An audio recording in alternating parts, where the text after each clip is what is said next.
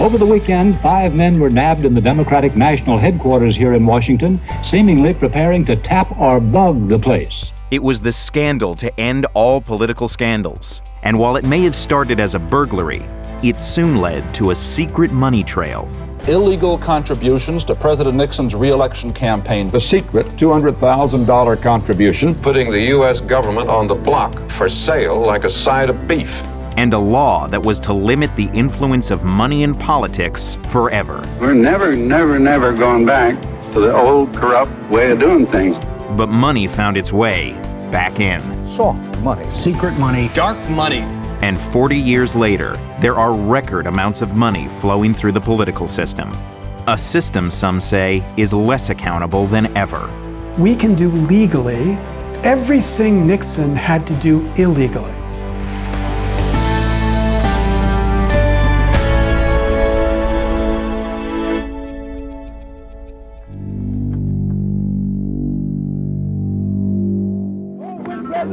It was 1972, and President Richard Nixon was on his way to a landslide re-election victory, backed by one of the most successful fundraising efforts in history. If it takes money and organization to elect a president, the Republicans are ready with both. But that victory would soon unravel, after 5 men with ties to the Nixon campaign were arrested for breaking into the Democratic National Headquarters at the Watergate Hotel. The ensuing cover-up and widespread abuse of power would eventually bring down Nixon's presidency. I shall resign the presidency effective at noon tomorrow. But right after the break-in, the administration was concerned that campaign contributions had been tied to one of the burglars. John Dean, who was later implicated in the cover-up, was White House counsel. When Watergate occurs, it's immediately a problem for the White House. It raised the whole issue of what their campaign committee is doing and the fact that they've raised a lot of money. Watergate investigators learned that right before a disclosure deadline, the Nixon campaign had received tens of millions in confidential donations.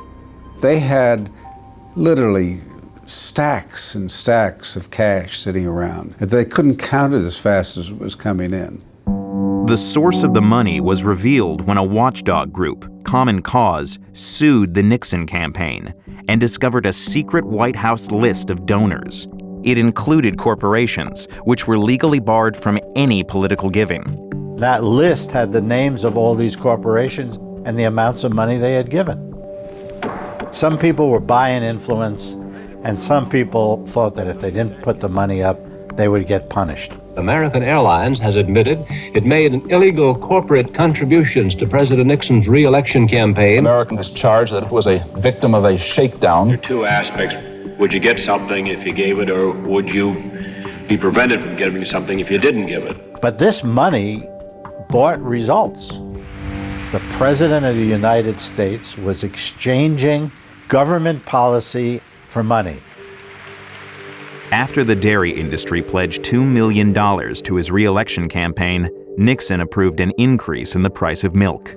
Former head of the country's biggest dairy cooperative pleaded guilty today to conspiring to... The scandals led to the convictions of some of America's biggest corporations and to an overhaul of the campaign finance system. The law would now limit how much individuals could give to candidates and how much they could spend in elections, while corporate contributions would remain illegal. The Federal Campaign Act of 1974 is going to change American politics forever, and hopefully for the better. We thought that we got what we needed. I felt we had achieved a very historic reform. Thank you for your generosity. Thank you very much. But by the 1988 presidential campaign, it was clear there was a major loophole. While donations to candidates were limited to $1,000, individuals and corporations could give any amount to political parties. Campaign handlers like to call it soft money. Soft money can be raised in any amount. All perfectly legal, the campaigns insist, since they don't spend the money directly. You've already done $25,000, so if you could... I've always believed that campaign finance reform creates a blueprint for how to game the system. Robert Farmer broke fundraising records for Democratic nominee Michael Dukakis by being the first to capitalize on soft money. It can't be coordinated with the campaign, but it's going to be spent to help the candidate. That's well known. Farmer convinced big donors and their friends to become trustees by asking them to each donate $100,000 to the Democratic Party. It was a strategy his opponents quickly adopted. We took such abuse from the Republicans for this program. That went on for about 45 days, and they instituted the exact mirror image of our trustee program. Any campaign is competition. If you don't have the resources to wage a credible campaign, you're out of it. You can't imagine how important you are to this campaign. When President Bill Clinton needed money for his 1996 re-election campaign, he invited supporters and some of his party's biggest soft money donors for coffee and sleepovers at the White House. It's called the Lincoln Bedroom, and while Lincoln never actually slept there, a lot of other people did, including big money contributors to the Democratic Party. The president's overnight guests contributed at least $7 million to the Democrats. The President of the United States took the Lincoln Bedroom, treated it like Motel 6, and he was the bellhop. Senator John McCain, who was criticized years earlier for his role in the Keating 5 campaign finance scandal, went on to introduce legislation to close the soft money loophole. There was too much money that was washing around, unattributed and unaccounted for. The system had become corrupted. It took an enormous amount of public pressure to bring about the passage of the legislation. Tonight, the first significant reform since Watergate is headed to the president's desk. It took 7 years, but in 2002, they succeeded. Congress finally cleaned up the system, outlawing huge unlimited contributions from business, labor unions, and the wealthy, known as soft money. We felt very good. We knew there were going to be challenges. We knew they were out there, but I was very surprised and deeply disappointed when the United States Supreme Court made fundamental decisions such as corporations are the same as people. A blockbuster decision from the Supreme Court today. The sharply divided justices declared that the law violates the First Amendment's guarantee of free speech for all, even corporations. The First Amendment says Congress shall make no law abridging speech. It doesn't give the right to speak to certain people. It gives it to everyone. James Bopp brought the Citizens United case and says he is bringing more cases so there can be more money and more speech in elections. We need a lot more money spent because people are woefully uninformed. Most people can't even name their congressman. The rulings in Citizens United and other recent cases meant that while there were still limits on giving directly to candidates and parties, individuals and corporations could now give unlimited money to outside political groups. Non-stop negative TV ads from super PACs, big money groups, outside the campaigns. While super PACs have to disclose their donors, other outside groups, known as 501c(s), can accept what critics call dark money, contributions from donors who don't have to disclose who they are.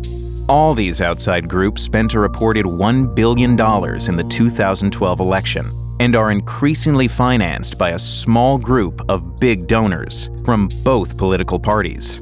Indeed, a handful of billionaires have emerged as the country's backroom power brokers.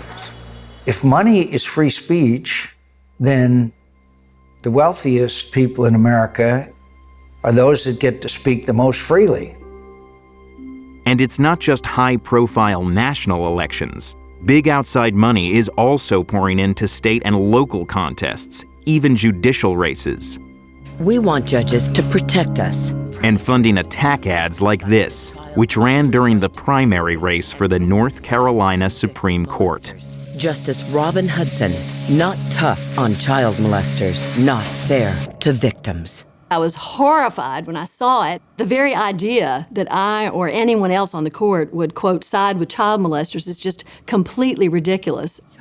If they were coming in here spending money to actually educate voters, that would be one thing, but that's not what they're doing. The ad was paid for by Justice for All NC, whose address is a P.O. box at this Raleigh UPS store. Most of its money comes from the Republican State Leadership Committee, an outside political group based in Washington. We look to find the best return on our investment for our dollars and the most effective way to convey a message to the general public. The committee takes donations from corporations and other contributors and funnels them into state-level organizations. Those groups then spend that money to influence elections for judges, legislators, and governors. The money is a means to convey a message about which direction you want the country to go. Anybody that thinks that there should be less money in politics is essentially at odds with the United States Supreme Court that said that this is one of our fundamental freedoms.